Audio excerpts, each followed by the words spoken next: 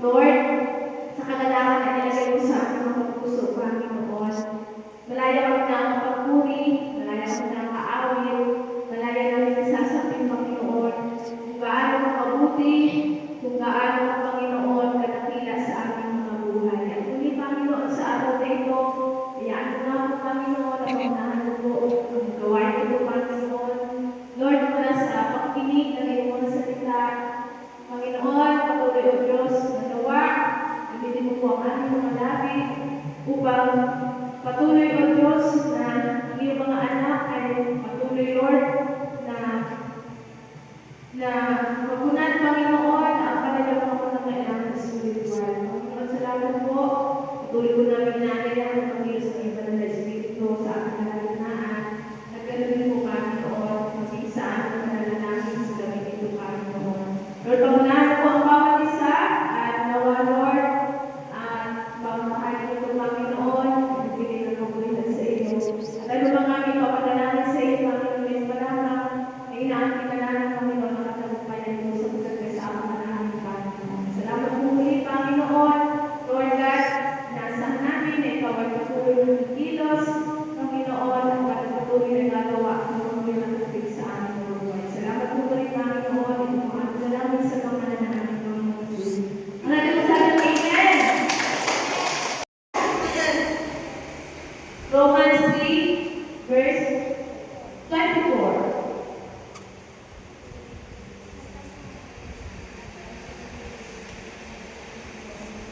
Nagkasala ang lahat at walang nakaabot sa kaluwalhatian ng Diyos. Amen!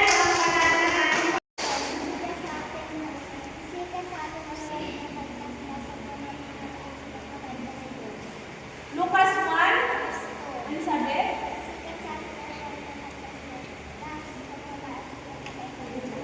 Isikat sa atin ang liwanag ng kaligtasan natin sa pagmamahal at kabaitan ng Diyos. Wow!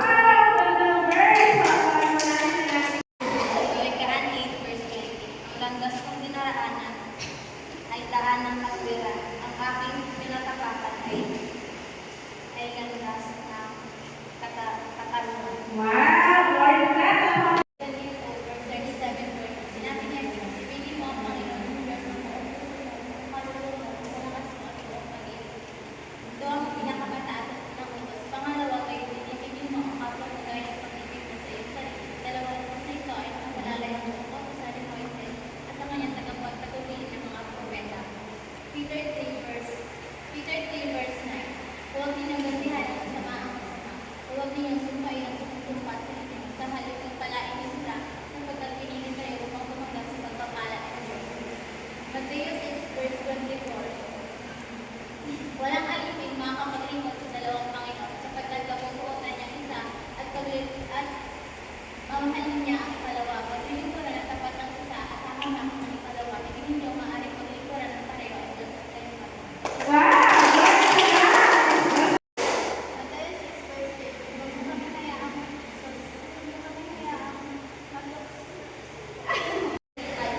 Trust in the Lord with all your heart and lean not on your own understanding. In all your ways submit to Him and He will make your path straight.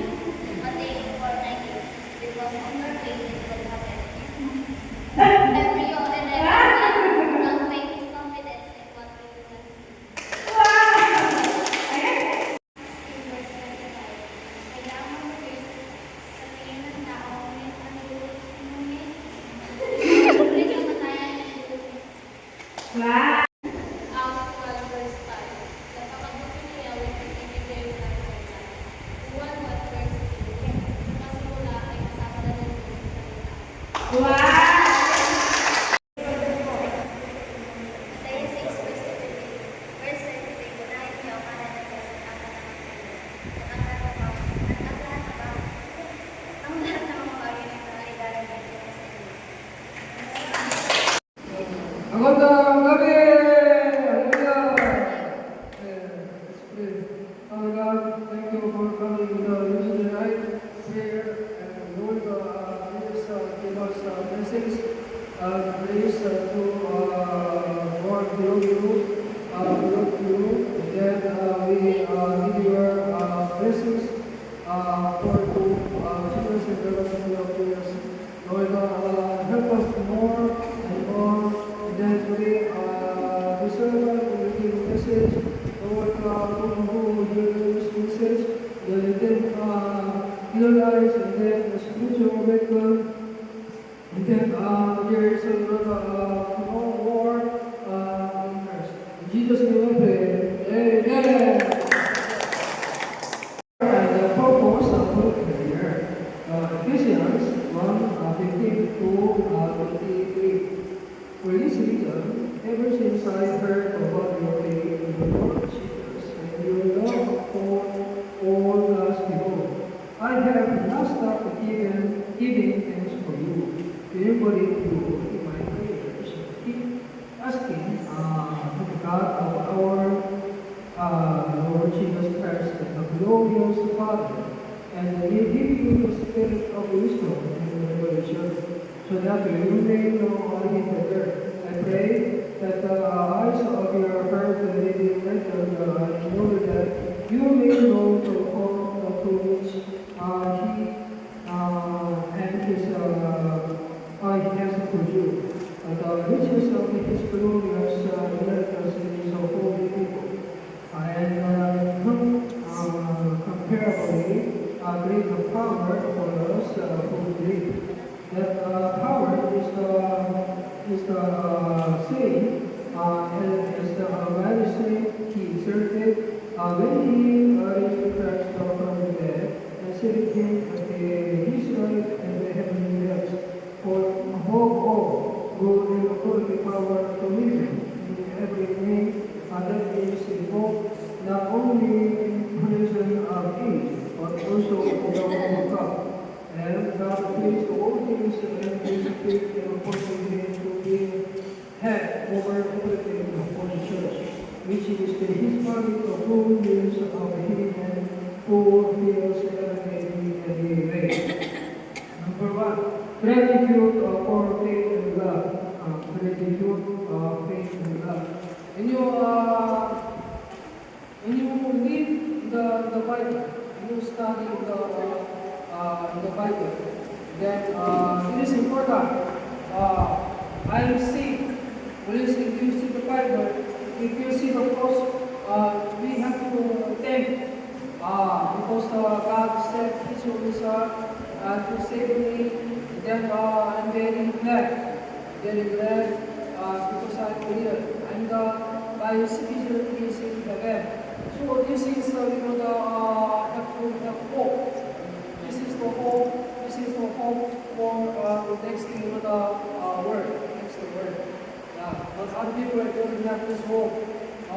They think people baptized, there is no heaven, no hell. But there is heaven and hell. Why? Because when you dream, sometimes you dream good dream, sometimes you dream bad dream, right dream. Because our spirit have in food, and then our spirit also feel that. Also, here is heaven and hell, like that. Because God made heaven and hell, like that. So, because of that, it is important. We already have this kind of things, and then with this happiness, we have to read Bible. We have to read Bible. We have to focus more to God. We have to more reading Bible. The Lord will say you something. The Lord will say you play something. Then when you start from that to the Word of God, and then the Lord will raise you, and then living in Christ like that. Because your faith is listening to the Word of Christ, and listening to the Word of Christ through the Bible like that. So you have to know about what is the Word, God Word, and then you like that. And then you have to do this. And then in this Bible story, and my story, what is related? You have to find. What is related in the Bible story? And then for now you are stages. And then you have to find, there are many, the fibers, the factor. And then you have to find who is, related or similar to my case. So this finding this one cannot find the pastor like that. Pastor don't know about the whole your life like that. So it is important. It is important to be finder. And then I am more similar in this factor. So that the Lord will, you know about the more deeply into Christ. For wisdom and understanding. Many people are saying, they learn the many things. They learn the many things, so that if you are PhD or like that, you have many wisdom and understanding. It's not like that. It's not like that. This is the spiritual. The one who related with the Holy Spirit. And then the one who related with that to the Holy Spirit, and then that person of prayer, and then also the one who related to the Holy Spirit. The Lord will open another blessings. It's kind of like a game, but it's not like a game, but if you do RPG or like that, and then if you do something, here it is a reward. Yeah. Holy Spirit also sometimes ask you something. With a prayer, with something. Then do like that. If you achieve it, the Lord will show another gifts, another wisdom. That is not come from other things. Other people cannot teach you, cannot tell you. But the Holy Spirit reminds you what is the good things to solve the problem. This is come from the spiritual. This one is not come from other famous master. Other famous master cannot teach you this. This one is only you pray, and then you obey, you walk with the Holy Spirit, and then that only you and the Holy Spirit, you and God knows about this. Other person, if you say about this story to other person say, you are like this. They say, yeah. Also, Pastor God, and like that, every people have like this. Cannot understandable. There's the charm of cannot understandable. Like that. But you have to keep this, and then make many stories with the relationship with the Holy Spirit. Then through this Holy Spirit, and then do like that, your God, you are knowing about more understanding, wisdom is growing. Not too much living, without doing this, only just bring the Bible and go to church, and then attend the church many times. We don't know without this. So it is important. Listen to the Holy Spirit, and then have to obey, and then you have to get answered, and then if you grow and you do like that, have a confidence in the Holy Spirit. This one is the great leader. Great leader. Please, recognition of God's grace power. Yeah, God already gave this one is Jesus. We have to use this name Jesus. Yeah, there's a two case. Like a God intervene, then sort of problem. Second thing, that is very, very clear. We cannot say the voice of God. But the second thing is we can see through Jesus. We can see many times. Many things is coming out through Jesus. So we have to use this Jesus name, and then put sort of our don't try to think to solve the problem is very far. Sometimes you see the name of Jesus, then like that, and then you find that the devil, the weakness to go out, and then Jesus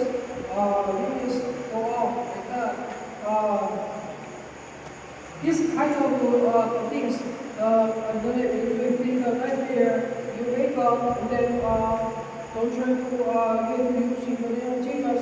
The parties go up, parties go up, parties go up. And to say, oh, because you are a children of God, then you like so you experience not only just go up and then watching it, just using the name of Jesus, trying to fight like that.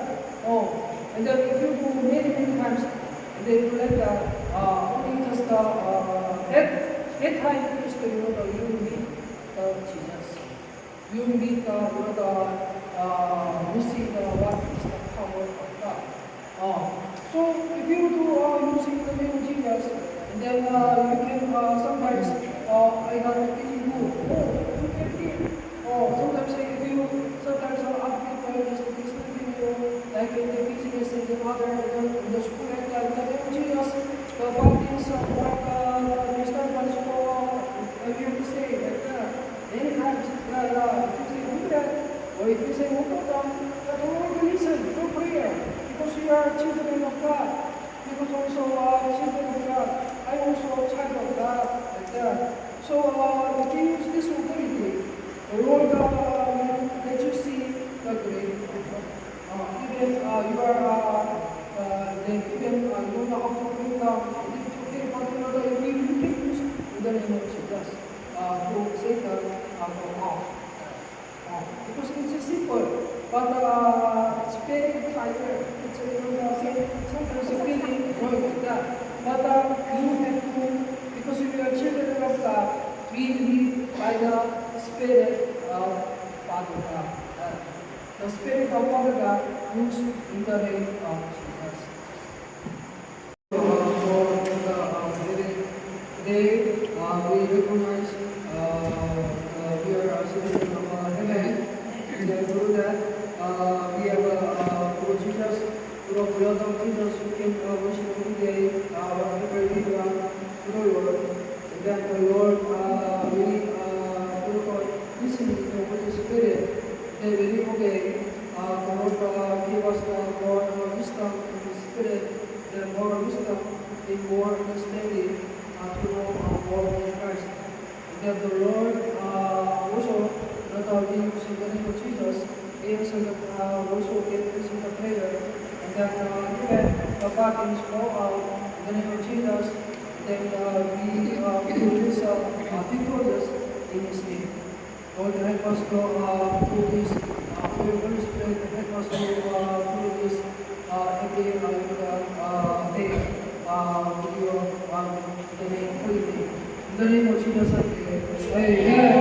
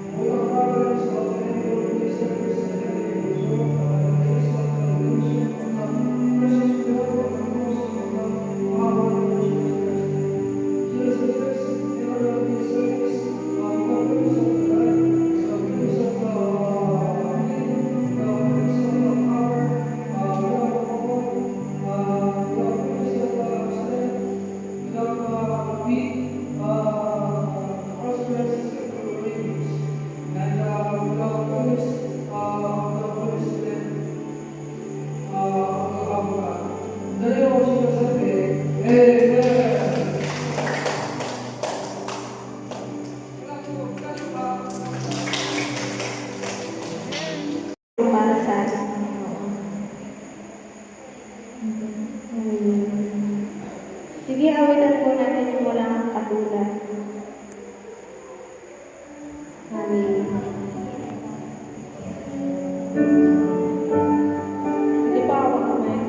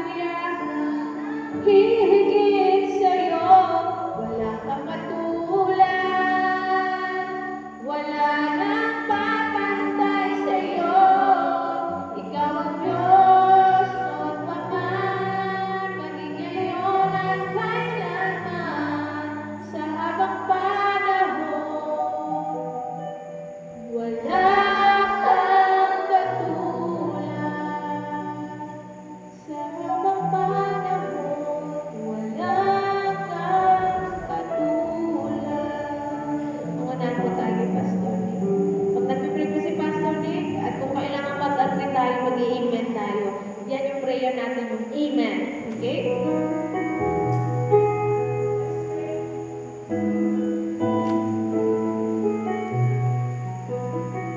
Dakilan Diyos, narito po kaming lahat. Nagsusumamo sa iyong paanan. Dakilan Diyos na mapagpatawad. Dakilan Diyos na mapagmahal. Diyos, tunay na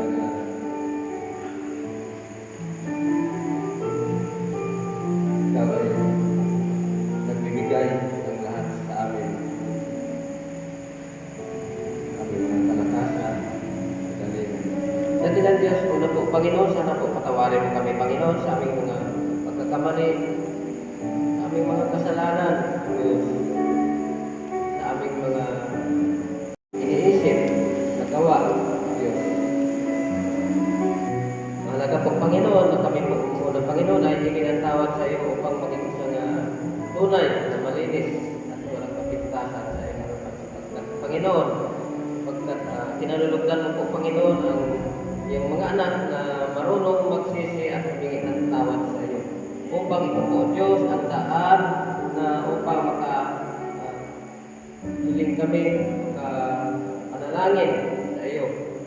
Magitan po ng aming pagsisi at paghingi ng tawad. Dakilan Diyos, sana po ang mga kabataan narito, Panginoon, nagtitipon po kami, Panginoon, nagkakaisa po kami, Panginoon, upang hilingin sa iyo ang mga aming minahangad na tulong na magitan po ng aming panalangin. Panginoon, sana po tulungan mo. Tulad po ng simbahan na ito, Panginoon, nangangailangan po, Panginoon, ng pananalapig sa Diyos. Pagkat marami po ang magagawa. Makakatulong po sa iyong mga lingkod at sa pangangailangan dito sa iyong templo. Dakilan Diyos, sana po kagapagan mo po, Panginoon, ang aming templo. Bigyan niyo po ng kasaganaan ng pangangailangan dito sa iyong templo. Kita kailangan po ito, Panginoon, sa mga members o mga anak mo dito, Panginoon, na naglilingkod. Dakilan Diyos, salamat po. Sana mabigyan mo po ng katugunan. Ganon din po ang aming sangay doon sa kuyuhan.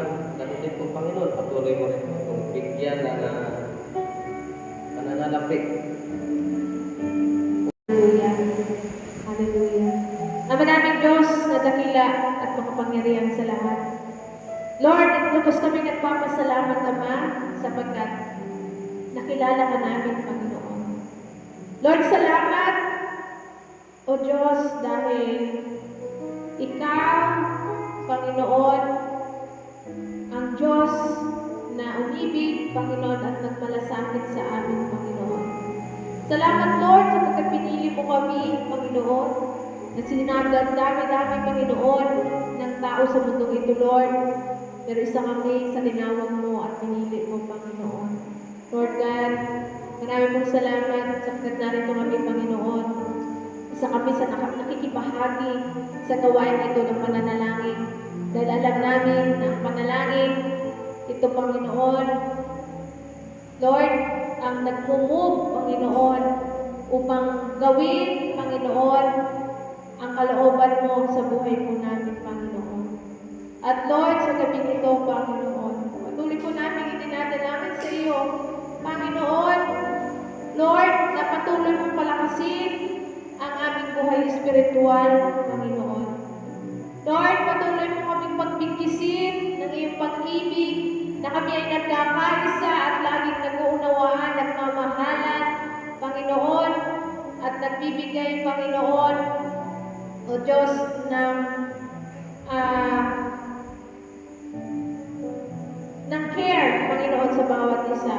Lord God, dalangin din po namin, Panginoon, na nawa gamitin mo kami, Panginoon, na makapagdala at umakay, Panginoon, ng mga kaluluwa sa iyong harapan, Panginoon. Lord, nawa dumating yung araw, Panginoon, na isa kami, Panginoon, sa gagamitin mo, Panginoon, upang ipalaganap ang iyong mga mabuting balita, Panginoon, sa mga taong nasa paligid namin, Panginoon. Dahil alam namin, Panginoon, na malapit ka nang dumating, Panginoon. Lord, alam namin, Panginoon, na Lord, paikli ng paikli ang panahon, Panginoon. Lord God, at Lord, nawa ang mga natitira namin, mga araw, mga natitira namin, Panginoon, ay gamitin po namin ng tama, Panginoon. Gamitin namin, Panginoon, Lord, ang aming lakas, ang aming buhay, Panginoon, Lord, sa paglilingkod at pagbibigay ng kalwalhatian sa iyo, Panginoon.